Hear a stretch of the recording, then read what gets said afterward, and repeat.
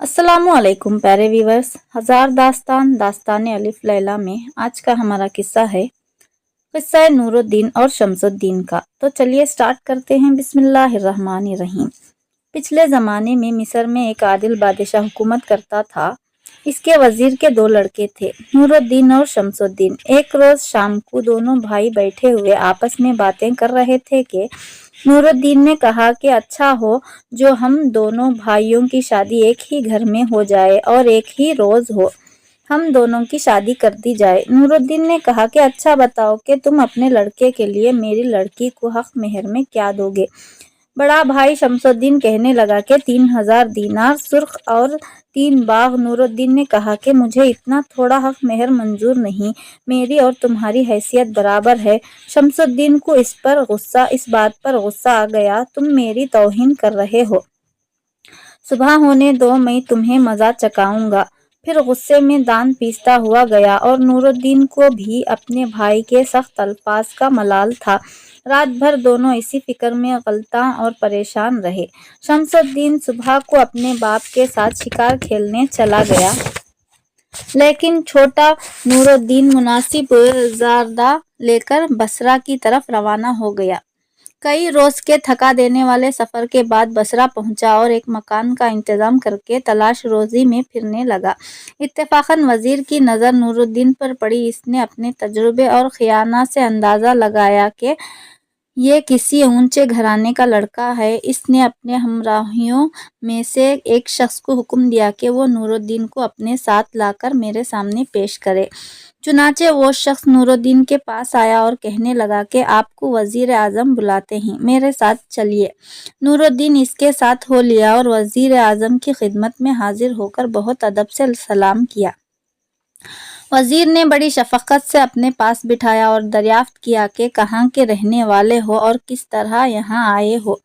नूरुद्दीन ने अपने हालात बयान किए और बताया कि मैं वजीर आज़म मिस्र का लड़का हूँ। बाज़ मामलात नागवार पेश आए तो घर से चला आया और मैं नहीं चाहता कि अब अहल ख़ानदान को इत्तला दूँ। अगर खुदा ने फजल किया और मैं अपनी क़ुव्वत बाजू से किसी काबिल हो गया तो देखा जाएगा। वजीर ने जौहर काबिल को परख लिया था, चुनाचे नूरुद्दीन को अपने पास रख लिया और हर रोज़ इसकी काबिलियत और जहानत का मुतारफ़ होता रहा। इस अरसे में खफिया ज़राए से नूरुद्दीन के बयान की तस्दीक भी कर चुका था। एक रोज़ इसने नूरुद्दीन से कहा कि मेरी कोई नरीना औलाद नहीं, मैं चाहता हूँ कि अपनी लड़की की शादी तुमसे कर दूँ और बतौर फर्जंद व दामाद वारिस बना लूँ। नूरुद्दीन ने मंजूर कर लिया। चुनाचे वजीर ने बड़ी धूमधाम से शादी कर दी और अपनी जायदाद का वारिस कर दिया। इसी असना में नूरुद्दीन ने अपनी ज़ाती इस्तात से शहर में रसूख पैदा कर लिया था और तमाम अमराए दरबार अब इसे पसंद करने लगे थे। वजीर ने एक दिन इसको बादशाह के सामने अपने भतीजे और दामाद की हैसियत से पेश किया। बादशाह ने दरबार की हाज़िरी की इजाज़त दे दी और अमराए दरबार में शामिल कर लिया। ख़ज़ा व क़दर से जिस दिन नूरुद्दीन के यहाँ लड़का पैदा हुआ, उसी रोज़ शमसुद्दीन के घर लड़की पैदा हुई और इसी तरह वो ख्वाब दोनों भाइयों ने तसव्वुर में देखा था, असल हकीकत बन गया। नूरुद्दीन ने अपने लड़के का नाम बदरुद्दीन हसन रखा। बाप और नाना ने बच्चे के मुस्तकबिल का शुरू ही में फ़ैसला कर लिया था, चुनाचे इसकी तरबियत का बेहतरीन इंतज़ाम कर दिया गया था और ये लोग ऐश व इशरत की ज़िंदगी बसर करते रहे। नूरुद्दीन शाही दरबार में जा मार रहता था और अपनी काबिलियत और क़ुव्वत का कारगिर्दगी से बादशाह के दिल में घर कर चुका था। जब वज़ीर आज़म बसरा यानी नूरुद्दीन के क़स्र का क़ज़ा इलाही से इंतकाल हुआ तो बादशाह ने नूरुद्दीन को अपना वज़ीर बना लिया। शमसुद्दीन तो इस वक्त भाई से लड़कर बाप के साथ शिकार को चला गया था, लेकिन वापसी पर इसको नदामत हुई कि हम ख्वामख्वाह आपस में लड़े और मैंने अपने छोटे भाई को मलामत की जो मुनासिब ना थी। चुनाचे जब वो वापस आया तो मालूम हुआ कि नूरुद्दीन किसी तरफ खामोशी से निकल गया है। शमसुद्दीन को बड़ा सदमा हुआ और बाप को इसके चले जाने की इत्तला दी, लेकिन वो वाक़ियतन ज़ाहिर ना किया जो झगड़े की बिना थी। باپ نے ہر چند نور الدین کو تلاش کیا لیکن کامیابی نہ ہوئی، مجبوراً صبر کر کے خاموش ہو گیا۔ کچھ دن کے بعد شمس الدین کی شادی ہو گئی اور اسی دوران باپ کا انتقال ہو گیا اور شاہ مصر نے شمس الدین کو اپنا وزیر مقرر کر لیا، لیکن شمس الدین کے دل سے پشیمانی کا وہ احساس نہ گیا کہ صرف میری وجہ سے چھوٹا بھائی گھر چھوڑنے پر مجبور ہوا اور اب خدا جانے وہ کس حال میں ہوگا۔ نور الدین نے اپنے زمانے وزارت میں رعایا کے راحت و آرام کے لیے بڑے بڑے کام سر انجام دیے اور لوگ اس سے محبت کرنے لگے کہ شاید کسی وزیر کو اتنی ہر دل عزیزی حاصل ہوئی ہو۔ اور اسی دوران میں اس لڑکے کا بدر الدین حسن بھی تعلیم و تربیت حاصل کر کے جوانی کی سرحد میں داخل ہو چکا تھا۔ چنانچہ نور الدین اس کو اپنے ساتھ دربار میں لے جاتا اور ذمہ دار کاموں کی علمی تعلیم دیتا۔ بادشاہ بھی اس سے خوش تھا۔ رعایا کے مفاد کاموں کی نگرانی بدر الدین حسن کے سپرد تھی اور عوام میں مقبول ہو گیا کہ لوگ اس پر پروانہ وار نثار ہوتے تھے۔ اسی زمانے میں نور الدین بیمار پڑ گیا اور بادشاہ نے وزارت اعظمی کا کام بھی بدر الدین کے سپرد کر دیا۔ دربار میں اکثر کچھ حاسد بھی تھے جو ان باپ بیٹوں کا اقتدار دیکھ کر جلتے تھے۔ انہوں نے موقع سے فائدہ اٹھایا اور بادشاہ کو یہ سمجھایا کہ بدر الدین حسن اور نور الدین رعایا میں بہت مقبول ہیں اور ان کا اتنا اثر قائم ہو چکا ہے کہ اگر آپ کے خلاف کھڑے ہو گئے تو آپ کو یا آپ کے شہزادے کو سلطنت سنبھالنی مشکل ہو جائے گی۔ اور کیا تعجب ہے کہ یہ حکومت پر قبضہ کرنے کی نیت ہی سے آج تک ایسی کوشش کرتے رہے ہوں کہ عوام اور خاص سے اچھا برتاؤ کر کے اپنا شریک کر لیں۔ بات ایسی موقع کی تھی کہ بادشاہ کے دل میں شک کی بنیاد بیٹھ گئی اور اس نے فیصلہ کر لیا کہ کوئی الزام لگا کر ان کو الگ کرنا چاہیے۔ اتفاقاً نور الدین کی علالت زیادہ بڑھ گئی اور چند ہی روز میں انتقال ہو گیا۔ بدر الدین حسن اپنے باپ کے غم میں دیوانہ ہو گیا اور ہر وقت اس کو یاد کرتا اور روتا۔ اسی عرصے میں بادشاہ نے ایک دوسرا شخص وزیر مقرر کر دیا اور ایام ماتم پورے ہونے سے پیشتر ہی حکم دیا کہ بدر الدین حسن کو گرفتار کر لیا جائے اور اس کا مال اور املاک ضبط کر لیا جائے۔ اس کے باپ کے نمک خواروں میں سے ایک وفادار شخص خاموشی سے آیا اور بدر الدین سے کہنے لگا کہ اسی وقت کسی طرف کو نکل جاؤ ورنہ ممکن ہے کہ اپنی جان سے بھی ہاتھ دھونے پڑیں۔ چنانچہ جس حال میں اس وقت تھا اسی طرح گھر سے نکل بھاگا اور شہر سے باہر جا کر ایک قبرستان میں پناہ لی۔ نور الدین نے مرنے سے پہلے اپنا کل حال بیٹے کو سنا دیا تھا اور ایک خط بھی شمس الدین کے نام لکھ دیا تھا جس میں کچھ اشارے تھے کہ جن کو صرف وہی پہچان سکتا تھا اور وہ بطور تعویذ اس کے گلے میں پڑا تھا اور بدن پر پرانے کپڑے تھے۔ اس کے سوا کوئی چیز بدر الدین کے پاس نہ تھی۔ اتفاقاً ایک یہودی کہیں سے آ گیا اور بدر الدین کو اس حال میں دیکھ کر کہنے لگا کہ آپ یہاں اس حالت میں کیوں پڑے ہیں؟ بدر الدین سمجھ گیا کہ اس کو کچھ معلوم نہیں۔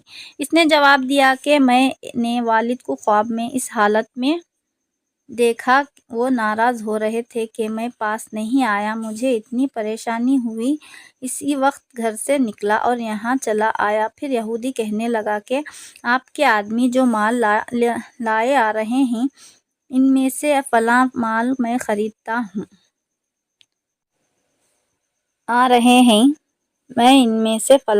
خریدتا ہوں، اگر آپ تیار ہوں تو 10,000 دینار منافع اور 1,00,000 اصل قیمت بھی دینے کو تیار ہوں۔ آپ مجھے تحریر لکھ دیں۔ بدر الدین کو غنیمت معلوم ہوا، چنانچہ اس نے منظور کر لیا اور تحریر لکھ دی۔ یہودی نے نفع کی رقم تو اسی وقت ادا کر دی اور 1,00,000 روپے کی ہنڈی مصر میں اپنی آڑھتی کے ہاتھ دے دی۔ اس کے بعد یہودی چلا گیا اور بدر الدین وہیں ایک سمت لیٹ کر سو گیا۔ اتفاقاً ادھر سے ایک جن کا گزر ہوا اور بدر الدین کا حسن دیکھ کر ٹھہر گیا۔ تھوڑی دیر میں ایک پری آئی اور جن سے کہنے لگی کہ مصر کے وزیر کی ایک بہت ہی خوبصورت لڑکی ہے اور بادشاہ نے ناراض ہو کر اس کی شادی ایک کبڑے سائیں سے کرنے کا حکم دیا ہے۔ چنانچہ آج ہی رات کو وہ شادی ہونے والی ہے۔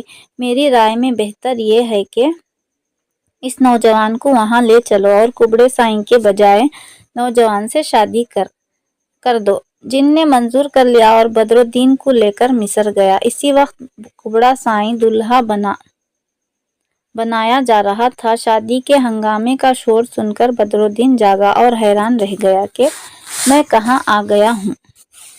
قریب تھا کہ شور مچا دے، لیکن جن نے اصل واقعہ بتا کر اسے حکم دیا کہ ہم جو کچھ کہیں وہ کرتے رہو۔ جب بارات چلی تو جن نے بدرالدین کو کبڑے کے دائیں طرف چلنے کو کہا اور ایک تھیلی اشرفیوں کی دے دی کہ خوب لٹاتے چلو، یہ ختم نہیں ہوگی۔ بارات وزیر کے مکان پہنچی اور مراسم نکاح کی ادائیگی کا وقت آیا۔ اسی وقت جن نے قاضی صاحب کو الگ لا کر اپنی صورت دکھائی۔ خوف کے مارے قریب تھا کہ قاضی صاحب بے ہوش ہو جائیں، لیکن جن نے انہیں تسلی دی اور کہا کہ اس مردود کبڑے کی بجائے تم خاموشی سے وزیر کی لڑکی کا نکاح اس نوجوان سے پڑھا دو۔ قاضی صاحب کانپتے ہوئے آ کر بیٹھے اور نکاح خوانی کے وقت آہستہ سے بدرالدین کی طرف متوجہ ہو کر نکاح پڑھا دیا اور کبڑا دولہا یوں ہی بیٹھا نکاح خوانی کے وقت رہا۔ اتنے میں جن نے دوسری طرف لوگوں کو ایسا ڈرایا کہ ایک ہنگامہ برپا ہو گیا۔ کسی کو پتہ نہ چلا کہ کبڑے کی بجائے نکاح بدرالدین سے ہو گیا ہے۔ جب قدرے سکون ہوا اور باراتی رخصت ہو گئے تو دولہے کو حجلہ عروسی میں طلب کیا گیا۔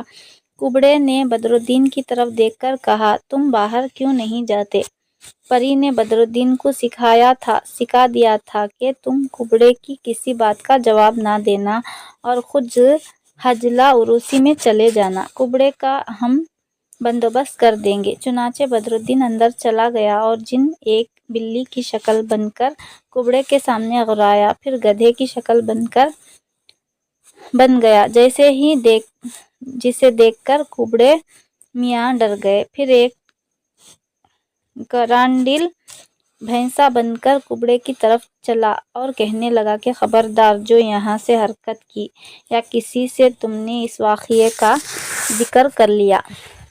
اس کے بعد کبڑے کو الٹا کر کے دیوار کے سہارے کھڑا کر دیا اور آپ غائب ہو گیا۔ کبڑے میاں تو خوف کی وجہ سے بدستور دیوار کے سہارے الٹے کھڑے رہے، لیکن بدرالدین اندر پہنچا۔ کنیزیں دلہن تک بدرالدین کو لائیں اور پھر وزیر زادی کو مبارکباد دے کر رخصت ہو گئی۔ دلہن کبڑے کی بجائے ایک بے حد حسین نوجوان کو دیکھ کر بہت خوش ہوئی۔ بدرالدین، جو جن اور پری سے قصہ سن چکا تھا، بے تکلف دلہن کے پاس بیٹھ گیا۔ دلہن نے اس سے پوچھا کہ میں نے تو سنا تھا کہ میری شادی ایک کبڑے سائیں سے کی جا رہی ہے۔ بدرالدین نے اس کو آغوش محبت میں لے کر کہا کہ تمہارا کبڑا سائیں میں ہی ہوں۔ پھر دونوں دیر تک باتیں کرتے رہے اور بدرالدین نے دلہن کو جن اور پری کا واقعہ بتایا۔ اس کے بعد دونوں نے پہلو بہ پہلو لیٹ کر آرام کیا۔ کبڑے کو جن نے ڈرایا۔ سونے سے قبل بدرالدین نے اپنا لباس اتار کر قریب کی کرسی پر رکھ دیا تھا۔ اس کے پاس اشرفیوں کی وہ تھیلی بھی تھی جو اس یہودی سے لی تھی۔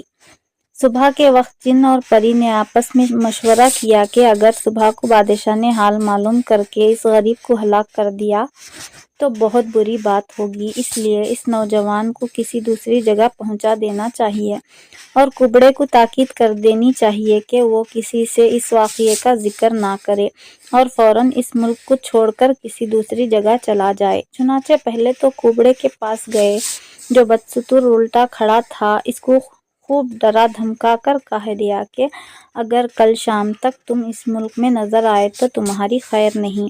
اس کے بعد انہوں نے بدرالدین کو اٹھایا اور دمشق کی جانب مسجد کی سیڑھیوں میں لٹا دیا۔ صبح کو جب بدرالدین کی آنکھ کھلی اور اپنے آپ کو اس حال میں پایا تو بہت حیران ہوا۔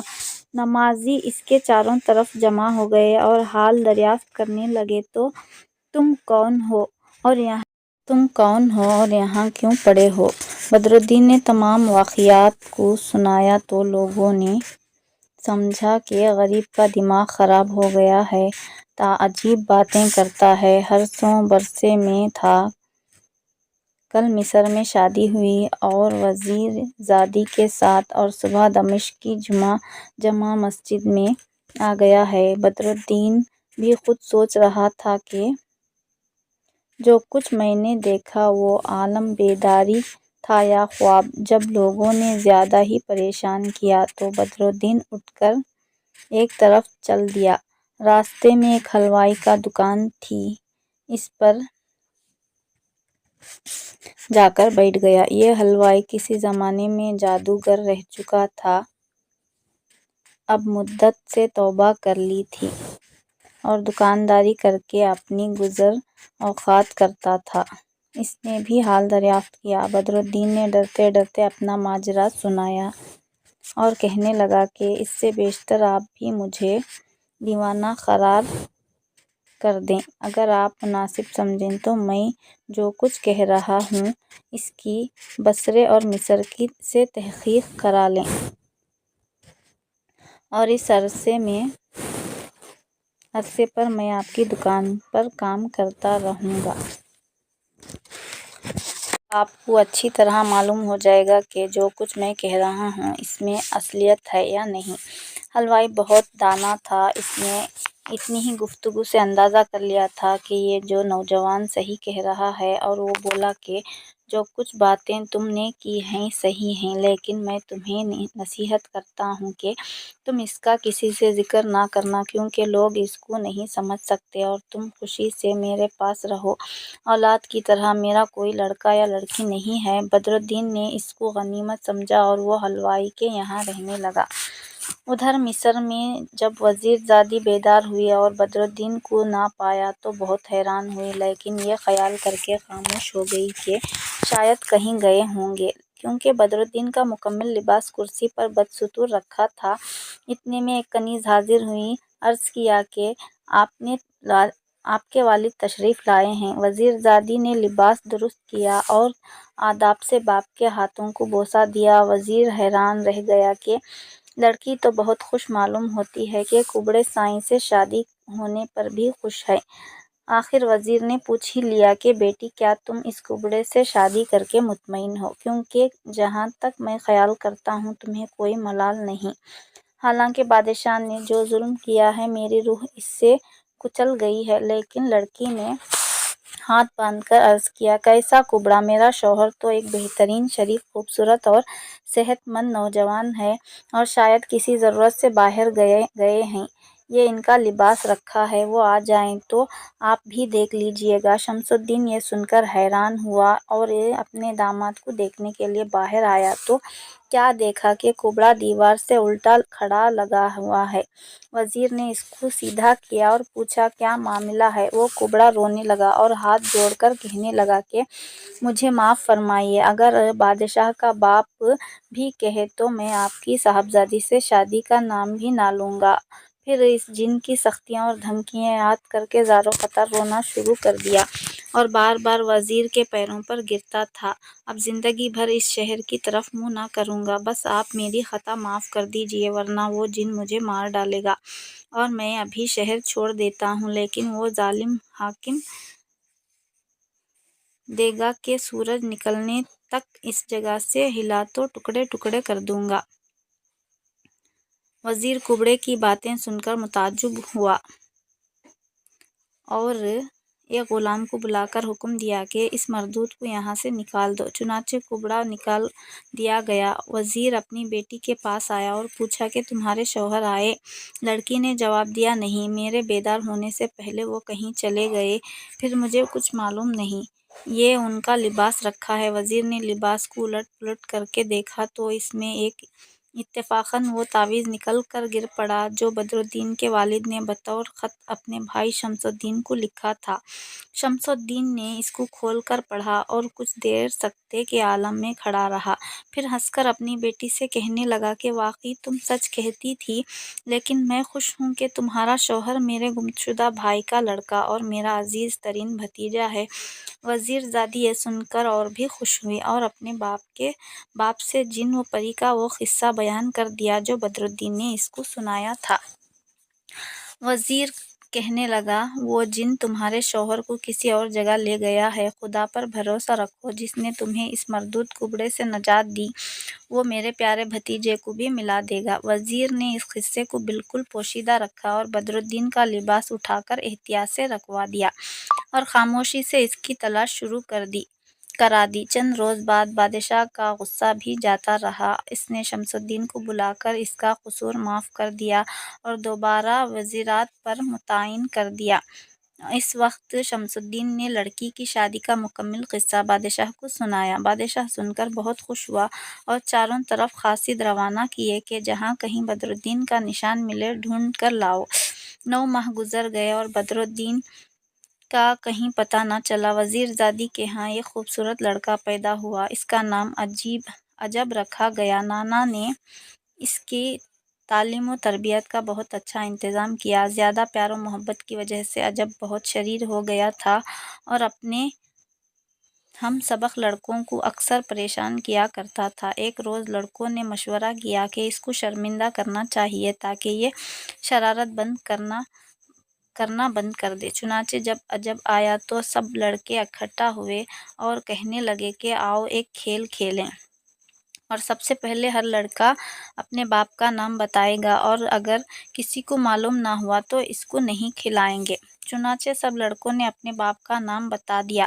جب اس کا نمبر آیا تو اس نے اپنے باپ کا نام شمس الدین بتایا۔ لڑکے اس پر ہنسے اور کہا، وہ تمہارا نانا ہے، باپ کا نام بتاؤ۔ عجب بہت شرمندہ ہوا اور روتا ہوا استاد کے پاس آیا تو استاد نے قصہ سن کر کہا کہ واقعی تمہارے باپ کا نام تو کوئی نہیں جانتا۔ عجب نے گھر جا کر ماں سے سب واقعہ بیان کیا۔ وہ بھی اپنے شوہر کو یاد کر کے بہت روئی اور اپنے بیٹے کو تسلی دے کہ بہت جلد تمہارے ابا کو بلاؤں گی۔ شام ہوئی اور وزیر نے خیال کیا کہ اب میری بیٹی عائبہ میں فرق آ رہا ہے۔ چنانچہ بادشاہ کی خدمت میں حاضر ہوا اور داماد کی تلاش میں جانے کے لیے 10 ماہ کی رخصت مانگی۔ بادشاہ نے بخوشی اجازت دے دی اور قرب و جوار کے کل بادشاہوں کو خط لکھ دیا کہ میرا وزیر ایک کام کے سلسلے میں آ رہا ہے، جو ممکن ہو اس کی امداد کی جائے، یہ گویا مجھ پر ذاتی احسان ہے۔ شمس الدین نے سامان سفر باندھ لیا اور بیٹی اور نواسے کو لے کر بدرالدین کی تلاش میں روانہ ہوا۔ شہر کی پہلی منزل دمشق تھی۔ وہاں پہنچ کر شمس الدین نے بھتیجے کی تلاش میں آدمی چھوڑ دیے۔ ایک روز عجب اپنے اتلیق کے ساتھ دمشق کے بازار کی گلیوں کو نکلا۔ وہ اتفاق سے اس دکان کے سامنے آ نکلا جس میں بدرالدین حلوائی کا کام کرتا تھا۔ چونکہ حلوائی خود مر چکا تھا اور اب بدرالدین ہی اس کے کاروبار کا مالک تھا، بدرالدین نے عجب کو دکان کے سامنے سے گزرتے دیکھا۔ بدرالدین حلوائی شاہ وزیر تو بے اختیار اس کی طرف کھنچ گیا۔ دکان سے اٹھ کر اس کے قریب گیا اور سلام کر کے کہنے لگا کہ میری دکان پر تشریف لائیں اور کچھ نوش کیجیے۔ عجب کے اتلیق نے انکار کیا اور کہا کہ یہ ایک بڑے آدمی کا لڑکا ہے، میں اس کو بازار میں کھانے کی اجازت نہیں دے سکتا۔ حلوائی بدرالدین نے بہت اصرار کیا تو عجب کہنے لگا کہ میں ضرور اس کی دعوت قبول کروں گا، خواہ کچھ ہی کیوں نہ ہو۔ اتلیق نے بھی منظور کر لیا اور دونوں بدرالدین حسن کی دکان پر گئے۔ بدرالدین نے بہت اعزاز سے ان کو بٹھایا اور بہترین قلفی بنا کر پیش کی۔ عجب اس کے استاد نے کھا کر بہت تعریف کی۔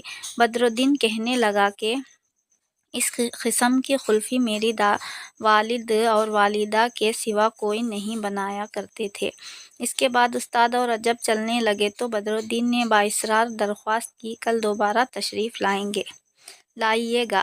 استاد شاگرد وہاں سے اٹھ کر اپنی جائے قیام پر واپس آ گئے۔ 3 دن ان لوگوں کا قیام رہا لیکن پھر دوبارہ بازار جانے کا اتفاق نہ ہوا اور جو آدمی بدرالدین کی تلاش میں بھیجے گئے تھے وہ بھی ناکام واپس آئے۔ تو شمس الدین نے بصرہ کا رخ کیا۔ اور وہاں پہنچ کر شاہ مصر کا خط پیش کیا۔ شاہ بصرہ نے بہت اعزاز و اکرام سے بٹھایا اور خط پڑھ کر کہنے لگے کہ افسوس ہے، میرا وزیر نور الدین 25 سال ہوئے انتقال کر چکا ہے، لیکن مرحوم کی بیوی بے شک یہیں رہتی ہے۔ شمس الدین دربار سے اٹھ کر اپنی بھاوج کے پاس آیا تو کل واقعہ بیان کر کے عجب کو پیش کیا۔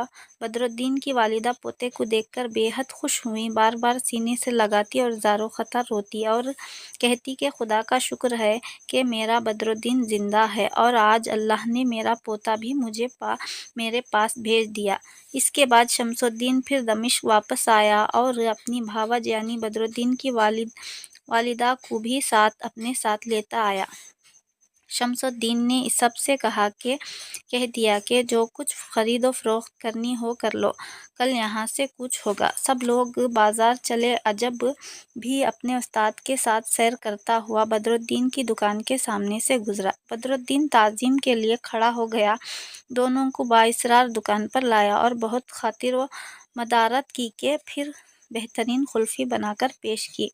شام کو جب واپس آ گئے تو بدرالدین کے والد ہر وقت پوتے پر جاں نثار کرتے تھے، آج بڑے اہتمام سے ان کے لیے قلفی بنائی۔ بدرالدین کی والدہ ہر وقت پوتے پر جاں نثار کرتی تھی، آج بڑے اہتمام سے ان کے لیے قلفی بنائی اور رات کو کھانے پر عجب کو دی۔ عجب کی طبیعت سیر تھی، لیکن دادی کے اصرار پر کھانے لگا اور تھوڑی کھا کر چھوڑ دی اور کہنے لگا کہ دادی اماں، آج میں نے بازار سے ایک حلوائی کی دکان سے قلفی کھائی تھی جو اس سے بھی زیادہ لذیذ تھی۔ دادی یہ سن کر چونکی۔ پہلے تو عطلیق کو بلا کر سخت سست کہا کہ تم میرے بیٹے کو بازار سے کھلاتے ہو۔ عطلیق نے عرض کیا کہ وہ حلوائی اتنا مصر ہوا کہ انکار کرنا نہ بن پڑی، اس لیے یہ غلطی ہو گئی۔ اس کے بعد بدرالدین کی والدہ نے ایک غلام کے ہاتھ سے اس دکان سے قلفیاں منگا کر کھائیں تو حیران رہ گئی۔ اس وقت شمس الدین کو بلا کر انہوں نے سب واقعہ بتایا اور کہا کہ آپ اس حلوائی کو بلا لیں، ایسی قلفیاں میرے بیٹے بدرالدین کے سوا کوئی نہیں بنا سکتا۔ چنانچہ شمس الدین نے حاکم دمشق سے امداد لے کر بدرالدین کو گرفتار کر کے اپنے قیام گاہ پر بلایا۔ پردے سے عجب کی ماں اور دادی نے دیکھ کر اسے پہچان لیا اور شمس الدین کو کہا کہ یہی بدرالدین ہے۔ شمس الدین نے اس کو خیمے میں طلب کر لیا اور نہایت غصے کی حالت میں پوچھا کہ یہ قلفیاں تمہاری دکان کی ہیں؟ بدرالدین نے کہا، میرا کیا قصور ہے جو گرفتار کر لیا گیا ہوں؟ شمس الدین نے کہا کہ یہ قلفیاں نہایت خراب تھیں اور ان کو کھا کر میرے کئی عزیز بیمار ہو گئے ہیں، اس لیے تمہیں اس کی سزا دی جائے گی۔ بدرالدین کی ماں بے تاب تھی کہ بیٹے کو سینے سے لگائیں، بیوی بھی چاہتی تھی کہ شوہر سے ملوں۔ شمس الدین نے دونوں کو سمجھایا کہ اگر دفعتاً اس کو اتنی مسرت حاصل ہو گئی تو مرگ کا اندیشہ ہے، چنانچہ وہ دونوں خاموش ہو گئے۔ اس کے بعد بدرالدین کو ایک صندوق میں بند کر کے ساتھ لیا اور بہت ہنسی خوشی مصر کی طرف روانہ ہو گئے۔ راستے میں صندوق کھول کر کھانا پینا دے دیا جاتا تھا اور سب غلاموں کو تاکید کی گئی کہ اس سے کوئی برا سلوک نہ کرے۔ سفر کرتے کرتے سب لوگ مصر پہنچے تو ایک شام کو شمس الدین نے بدرالدین کو اپنے پاس بلا کے اب تمہاری سزا ملنی چاہیے۔ اس کے بعد غلاموں کو حکم دیا کہ سولی تیار کرو تاکہ اس کو آج شب کو سولی ہی پر چڑھا دیا جائے۔ یہ حکم سن کر بدرالدین کا خون خشک ہو گیا۔ غلام اس کو لے گئے، پھر حکم دیا کہ اسے صندوق میں بند کر دیا جائے۔ اس کے بعد یہ قافلہ شمس الدین کے مکان پر آ گیا۔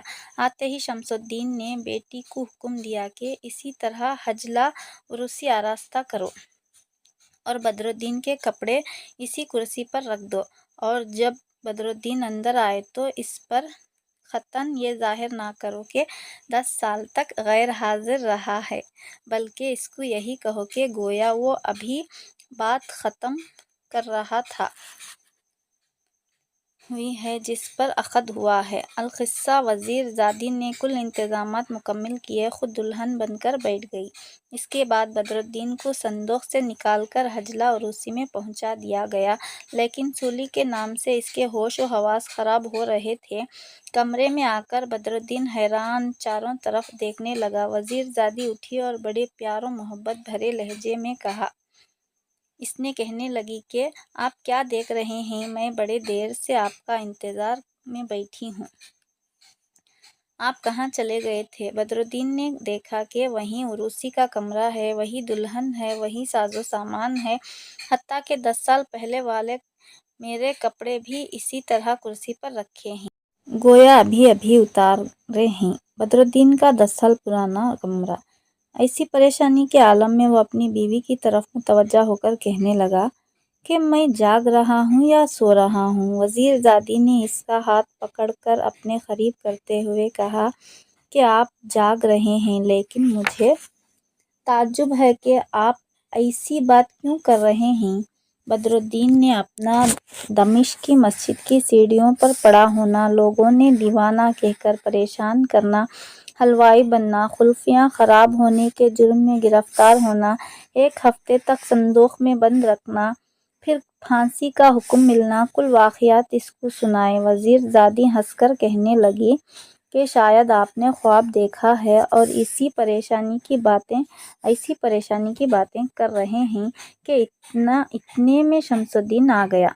بدرالدین نے گھبرا کر کہا کہ آپ نے ہی تو میری سولی کا حکم دیا تھا۔ شمس الدین یہ سن کر ہنس پڑا اور بدرالدین کو سینے سے لگا کر خوب پیار کیا اور کہنے لگا کہ عزیز، میں تمہارا چچا ہوں، جس کا قصہ تمہارے والد نے سنایا تھا۔